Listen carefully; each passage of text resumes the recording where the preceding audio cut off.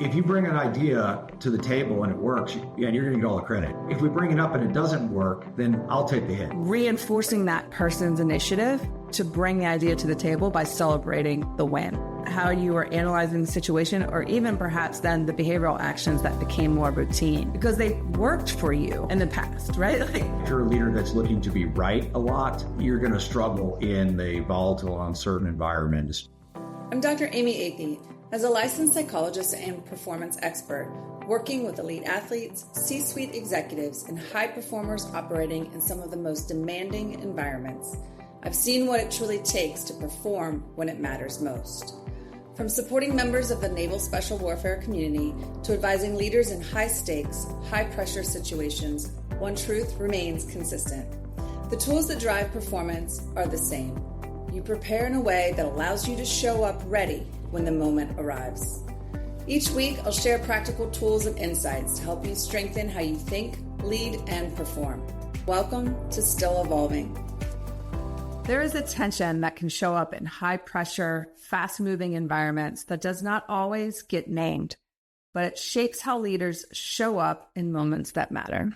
It is the tension between the need to be right and the need to lead. Many high-performing leaders are drawn to be right. Their credibility, success, and often their identity have been built on having the answers, making good decisions, and getting it right more often than not. That works in environments where there is time to analyze, prepare, and confirm. But in dynamic, uncertain conditions, that need to be right can start to work against you. Because the moment does not wait for certainty. Information today is often complete. The variables are shifting and people are reacting in real time. And when the focus becomes protecting being right, it narrows how you see what is actually happening. It limits your ability to take in new information, to adjust your thinking, and to stay open to what the moment is asking of you. What often follows is subtle but costly. You push a perspective instead of exploring it. You listen to respond rather than listening to understand. You move a decision too quickly, or you delay because you do not yet feel confident in the answer. And in both cases, it becomes harder to lead. Effective leadership in those moments is not about having the perfect answer. It's about being able to read the moment more accurately, staying flexible in your thinking, and creating a space for better decisions to emerge. That requires a different orientation. One that is less about proving and more about processing, less about control, and more about the response. Today's guest is Chad Hesters, CEO at Boyden, a global leadership and executive search firm where he works closely with organizations and senior leaders navigating complex, high-stakes decisions across industries. His work places him at the center of environments where expectations are high. Variables shift quickly, and the decision to get decisions right carries real consequence. Over the course of his career, Chad has operated at the intersection of leadership, talent, and organizational performance, advising executives and boards through moments that require clarity and adaptability. That vantage point gives him a unique perspective on how leaders think, decide, and show up when the conditions are not stable and the path forward is not always obvious. In this conversation, we get into what that actually looks like in practice, including that internal tension between needing to be right and how that can quietly interfere with effective leadership in fast-moving, uncertain conditions. Here's my conversation with Chad Hesters. Chad, welcome. So grateful to have you here today. I'm very excited to have this conversation and really learn from you. So thank you for joining. Yeah, it's nice to be here, Amy, and good to see you again. Why don't we kick off? You've spent your career often working with leaders navigating complex and uncertain environments. And I'm curious if you could share back with us, what have you seen that those moments demand or require for those leaders that often perhaps traditional leadership may overlook? Yeah, great question. How much time do we have? You have a few hours? Is that what? There's been dissertations and lots of books written on this, but my personal observation is that, leaders very typically, the typical normative state for leaders is to be a leader, be in charge, tell people what to do. And there's sort of a strong emotional and even cultural orientations for the leader to be right a lot. And I think traditional leadership models and traditional leadership approach, if you're a leader that's looking to be right a lot, you're going to struggle in the volatile, uncertain environment, and especially the level of complexity that the world looks like today. I mean, I think we're living in the most uncertain time in the history of man. If you think about the rate of change across political, social, economic, technological, aspects, things are moving fast. And so we can spend a lot of time talking about it, but I think that assuming that you don't know everything and that you have to be right always as a leader those are pretty good issues that traditional leadership styles are going to cause problems with in that environment, in my opinion. Absolutely. I mean, when I think about just the human, how we're wired, right? Uncertainty alone can raise our blood pressure, right? Like we're already going to be at least in a state of uncomfortable. And so then when you're called to make that decision, it can be really set you up for a very reactive decision or a very emotionally laden decision. When you think back in your journey, when you've seen leaders navigate that pressure effectively, like when they are able to show up, perhaps maybe they are able to kind of distance themselves from that idea that they need to be right. How have you seen effective leaders manage perhaps their internal states? So they're feeling it. They're feeling the heat. It's intense. And it could be in a very acute, sometimes these are these stories that hit the headlines, right? Like running into the burning building or making this call. But there's decisions made throughout our days where our blood pressure is up. It's intense, and yet it's a pretty significant decision of impact. So what do you see leaders doing effectively to manage that arousal? Yeah, well, I'm going to give an answer that's probably you're more qualified to give, given your background, you're professional. But I'll do my best to be an amateur psychologist here. I think that when people get stressed out, and I've seen it both in the military, I've seen it in the business world, I've seen it in for-profit and not-for-profit situations, that we tend to sort of run home to mama from a personality standpoint. You were going to default to the places that feel most comfortable, you're most familiar with, and maybe you've had some success with before. So I would start with saying that a healthy dose of self-awareness probably goes a really long way for leaders in stressful situations. And if you think about how we traditionally interview people, you're like a traditional job interview, you're looking at people's experiences and major good enough competencies, but certainly experiences from a resume, and trying to ascertain what have these people done and do they have enough scar tissue to serve them well in this role. And I think that's the proxy we use for how's this person going to react when they have a hard or stressful, requirement put in front of them, or whether it's a day or it's a strategy or it's a external impetus they don't control. So I think their answer is a good dose of self-awareness. That can come from maybe you're just an introspective person, but most good leaders will take the time to ask the question. Many will use external coaching. Many will use an internal development process. But there's a variety of mechanisms to get there. But good self-awareness to know what your default is. And then have you set up the systems? This is point 2. Have you set up the systems around you that are going to give you the crutch so that if you do start running home to your default, what's going to prevent you from getting it? The default's not always wrong. Right. But if if you have a more autocratic leadership style and the pressure's on, you might find yourself barking orders out first instead of assembling the group of experts you need to be able to get the right information to make a decision, right? Or if you're a super consensus driven leader and you're in a crisis situation, you probably don't have time for a 3-week consensus building exercise. Yep. Right. And so it's sort of your individual personality and self-awareness around that, I think, is super important. That, first off, not being a psychologist, I love it. I love being able to hear other leaders and learn from them because it is so relatable what you're sharing back.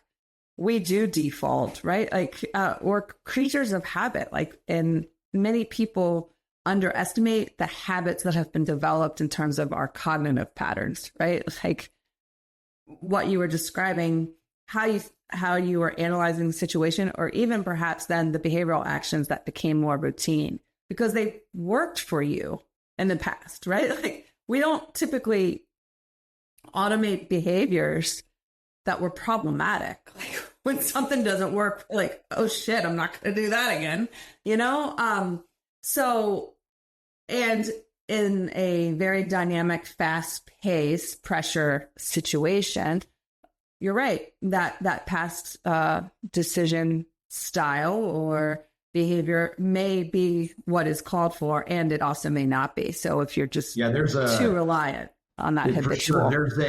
There's volumes written about the mistakes leaders throughout history have made because they thought they had complete information. Right. Yeah. Or they had the hubris or arrogance to think that they knew the operating environment they were in. And, and I've sort of a bit of a hobby of finding those examples throughout history that are just like, wow, like in hindsight, you're like, how did that happen? But in the moment, they were certain they were correct, and I think, the more modern style leadership would promote surrounding yourself with people that are better than you in different functional skill sets. One of the in our firm, we do a lot of advisory work all over the world. We're 75 offices in 45 countries, and that means our consultants are all the time kind of interacting with a lot of different cultures and business structures and these things.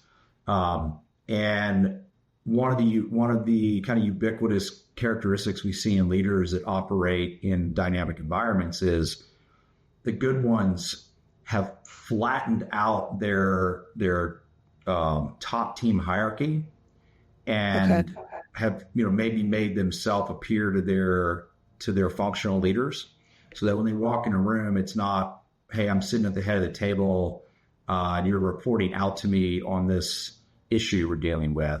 But we're sitting at the table, sort of Knights of the Round Table scenario. Where you're like, okay, I'm ultimately accountable CEO, right? That is a fact, right? But the CIO is responsible for certain activities, and the CFO is responsible for certain activities. How are we going to make the best decision together? Who's got an input? And that seems to be pretty effective in this environment. And the second thing that effective leaders seem to be doing here is they're making decisions using scenario-based planning. So somebody closes the Strait of Hormuz, which is a big deal, as an example. Taking the time to sit back and be like, okay, what are some scenarios that are likely to come out of this? Yes. What are the ones that are most probable? And then what's the black swan event, which is, I know the idea of a black swan is you're not going to see it, but what are the things that, and just the exercise of going through what are likely outcomes in the scenarios and how would we respond to that? You're not going to get all the scenarios right. But I think a management team is going to be better prepared for when scenario 3C happens if they had thought something about it with them than if they had just assumed they're dealing with the information right in front of them. Absolutely. I'm reminded by a couple of things. My experience working with operators and teams in the military. Like my partner, he flew He was a helicopter pilot, special forces in the Army. And he always reminded me, like, when you get in the cockpit, like rank goes out the window, right? Like certainly, to your point as CEO, like you're held accountable, right, to the overall mission. But in certain situations, it really takes a very different structure. And I think in perhaps private industry, what may need to go out the window is also ego with that, right? Like we're all here together. Certainly we have our perhaps divisional or our responsibilities, as you were mentioning, CIO, CFO. But really we come to get together to run those contingencies and to think through the various expertise and the lens that they provide, so that it can be a very informed decision. I'm curious, in this VUCA condition, if you will,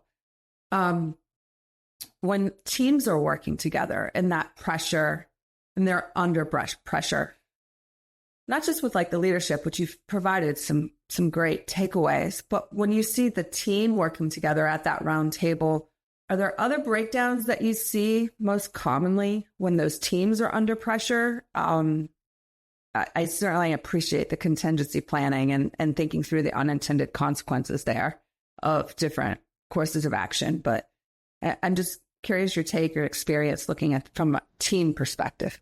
Yeah. Well, my experience, I'll say, is my scar tissue around this have either been member of teams that had, growth areas, or seeing things fail as a leader where you're like, okay, I'm not going to do that again.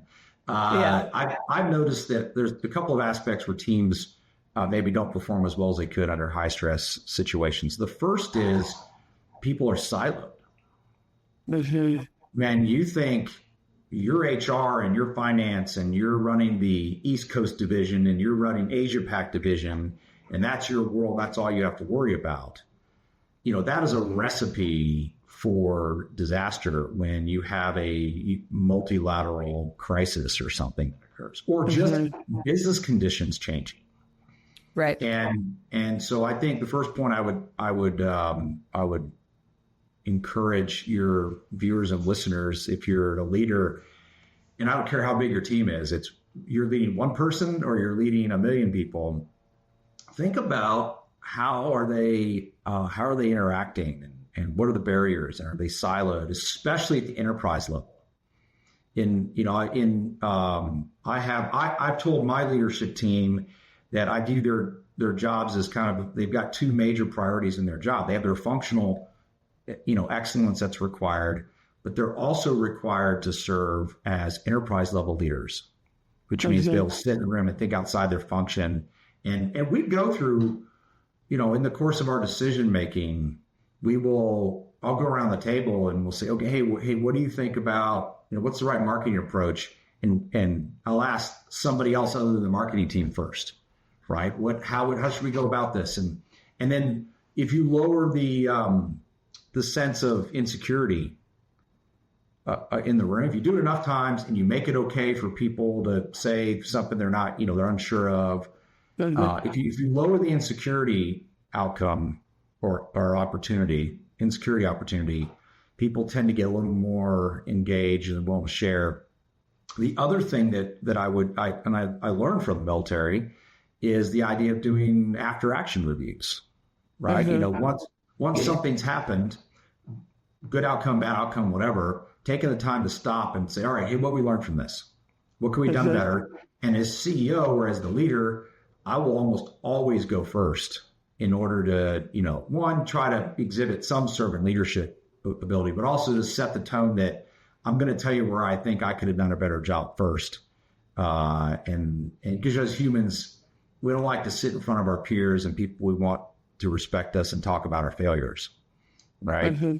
So I think those two things will go a long way to help teams work together, is reducing the silos, but also lowering the insecurity for good dialogue and continuous improvement, which sounds like a corporate answer. but it actually works. It does work. Well, and I appreciate you setting the stage as a leader for both of those, right? Sharing your intent for perhaps the executive leadership to obviously have their confidence in that vertical or that I don't want to call it silo, but that divisional lead excellence, but also the enterprise leadership that is needed. And then certainly the intent is really modeled when you show up at an after action and you're willing to truly throw yourself out there first. I think that courageous sharing can be very powerful. I was talking regarding after actions. I wanted your take on this. I was talking to some other leaders who are working with a good number of state and local officials, helping them with after actions after disaster strikes. It could be a public health emergency. It could be safety, disaster. And to your point, the intent is to have that very real, transparent conversation couched in a sense of safety and trust, whereby people can take away to information and data that helps them evolve their work and how they respond. And she made a great point and stuck with me. She was like, we have to also remember that these are titled after action. Otherwise, you sit in a room sometimes for half a day, depending on the complexity of the event, the number of people who are sharing, and it becomes really a passive exercise, right? It's a passive reflective exercise, perhaps of great intellectual curiosity and informing, and yet then everyone leaves the room and nothing shifts, nothing changes. So I'm curious, the implementation of the lessons learned, where you've seen perhaps it's from the influence of leaders creating a climate of innovation and change, or perhaps even the followers and how they've been empowered to kind of continue to evolve, right? And that climate, and that's the culture of the organization. Yeah. How do you see that happening? And perhaps maybe where does it get thwarted? Yeah, just in the interest of time and brevity, I think it's a carrot and stick approach. Like if you're a leader doing after action review, I think it's perfectly okay for the people in the room and yourself to know that the next time something happens, you want to reward people for showing that improvement, continuous improvement versus last time. But then if they don't, there should be accountability. And, leaders should be accountable, period, at least in my world. And that's there's this conversation that comes up every once in a while, sort of, and it seems like there's a social cycle where people want to go, complain about how well senior leaders in organizations are treated or how much they're paid or these sorts of things. And I know it's going to sound like I'm biased saying this, but people also forget that ultimate accountability sits with leaders and they should be held accountable.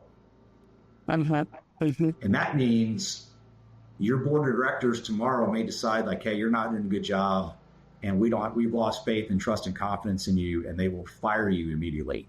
Right? That happens all the time in senior leader roles. It happens in the military. In the Navy, which is my background, if the captain of a ship is sleeping one night in their stateroom and the young officer of the watch accidentally hits a rock, even though the captain wasn't driving the boat, that person is very likely to lose their job. Why? Because they were accountable for the ship. They were accountable for training. They were accountable for making sure the people who were responsible at that moment in time were capable and qualified. And I think that should, permeate as a leader in any environment. So I think there's a kind of a carrot and stick approach where, I'll give you an example. One of the things in my company that we've worked really hard at over the past few years was creating an environment of innovation. And asking the question, how are we staying competitive? How are we getting better, faster, stronger with not only our thinking, but the tools we're deploying? And, most of my industry most of kind of executive search and leadership advisory industry is a pretty conservative industry. It tends to have people that are more senior in their career, tend to be in the senior level roles, and they're probably not as oriented to embracing change, which is a function of human nature. So one of the things we did was to create a tone where we asked for people's great ideas and stuff bubble up to the organization and made mechanisms to do that. And then every time somebody brings one up, we applaud it. We're like, hey, look, a great idea. And, I sort of have a running joke at the firm, and that is, if you bring an idea to the table and it works, you're going to get all the credit. If we bring it up and it doesn't work, then I'll take the hit, right? And you kind of create the safe space for people to say, hey, I saw something at a conference, or I was thinking about this. And you're like, great, let's go try it. And then we celebrate the failure to deploy that for good reason also. Like, hey, we tried it. Here's why it doesn't work. It doesn't work for us.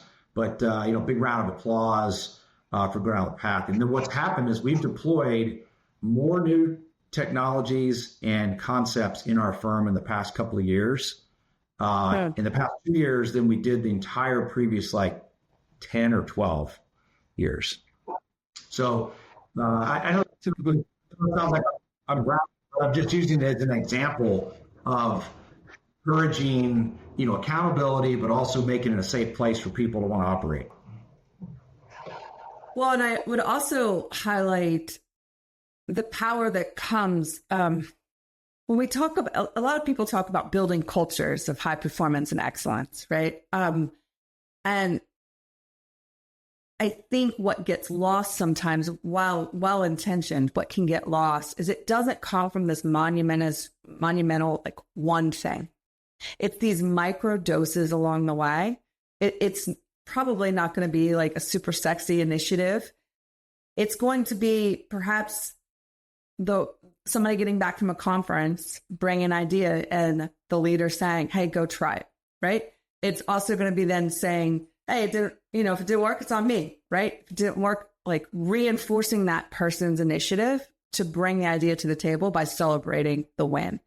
And it's the consistency of those small habits that then shape the climates, then perhaps at a very much larger level and a slower turn, shape the culture of the organization. So really appreciate that example too, because I think it highlights when we are dealing with change and uncertainty and we're trying to innovate and move forward, it's going to oftentimes be these intentional, consistent micro dosing of leadership conversations. Absolutely. Yeah, I think humility can go a long way. I don't know that my natural state is exceptionally humble. I've been working against that my whole life. I think I'm a very confident person. My wife might say, capital C confident, right? But we've been married coming up almost 30 years now. So she gets the points for observation, right? But I think that human relationships are the same everywhere, in that how we treat our spouses, our partners, our kids, our friends, our coworkers, our stakeholders. Those relationships we're all wired for the same thing, which is, how do I learn to trust something or trust that person? Right? And to your point, which is a very good one, it comes from the little actions and people observe, and it doesn't necessarily come from what you say. Yeah. I remember a story from parenting. I've got two kids, both are in college now, which I don't know how that happened. It was very quick. All of a sudden I'm the old guy at college, visiting. But I remember when my son he played sports in high school, and he was probably a sophomore, which is, when young men are sophomores, they're too cool for school, right? And they eventually come out of it. where they want to be around mom and dad, and mom giving them a hug after a game or something in front of their friends is great. But there's this weird period where they're kind of awkward about it. I remember sitting at a game, and it was a soccer game. He was on a bench downfield. It was a varsity soccer game at school, and him thinking, or I was thinking, it doesn't matter that I'm at this game. Like, he doesn't even know I'm here. Probably didn't even care. And then about halfway through the second quarter, I noticed him kind of look backwards, kind of looking for me and his mom, just to see where we were, right? And it was a split second. He didn't wave or anything, right? Because that's way too uncool. But it sort of reminded me that you can tell people that you care for them, you love them, you have their best interest in mind, but showing up's half the battle. And having a little bit of humility, to admit when you're wrong, whether, again, it's your kids, your spouses or whatever, or your leadership team, it's okay to say, hey, I screwed that up. And, but I'm here. Let's do better next time. And then when you have to have that conversation with other people, and it's a little more, it's easier. And absolutely, I learned that a little bit later in life, but it really helped me, I think, with my relationships, both with my family and friends and professionally. Yeah, absolutely. A very helpful reminder. I remind many people that if you're going in for surgery, you probably don't want to walk into the surgeon's office and hear, yeah, I'm not really sure if we can pull this one off, right? Like, so confidence certainly it is very important, and being able to go in and navigate challenging situations, right? Or to rise and meet the demands before you in your personal life and professionally. And I really appreciate you sharing. It's everything's in moderation, right? To be in that pursuit of excellence, having a healthy dose of humility can also really, really,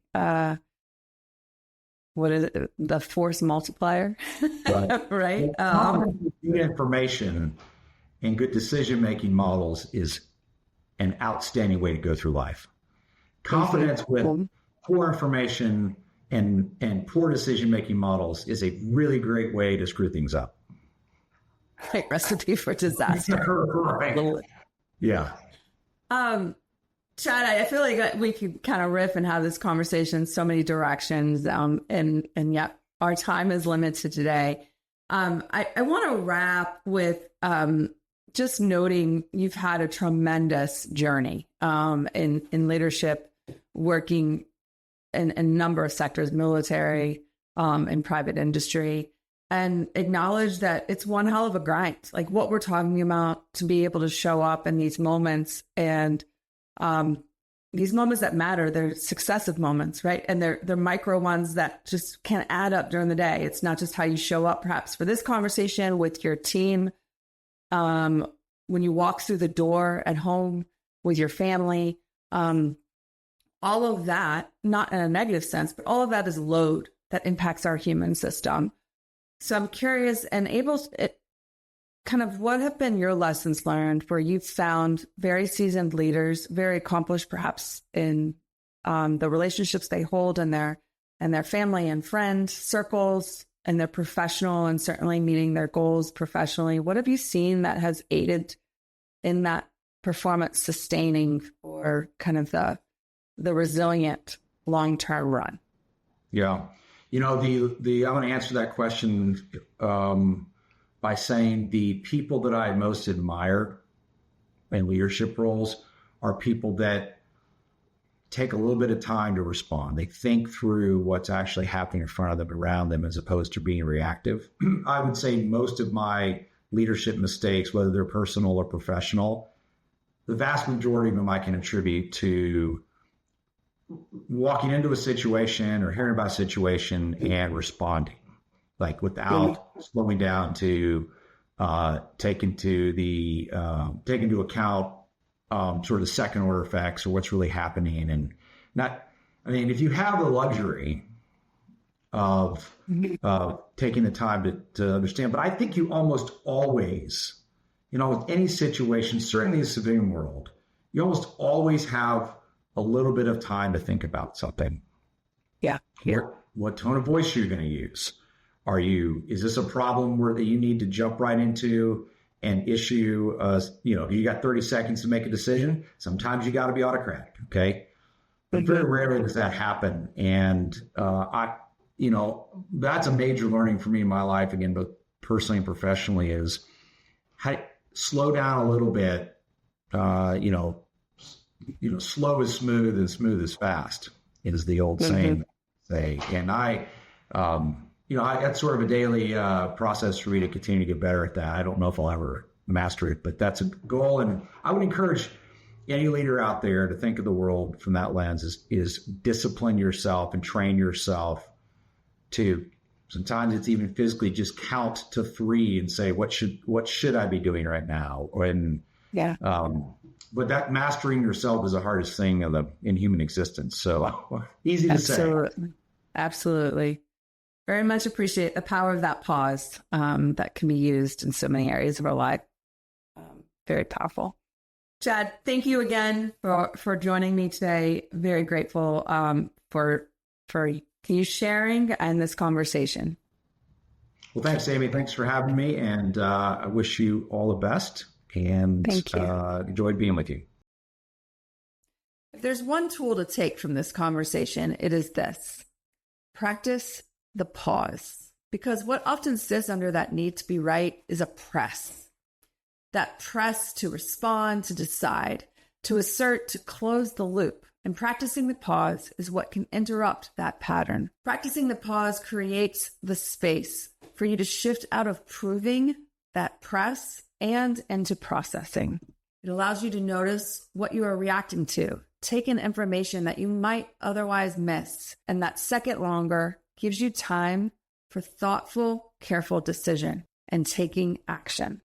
In fast-paced environments, that matters. The pause does not mean that you move slowly. It means you move with intention.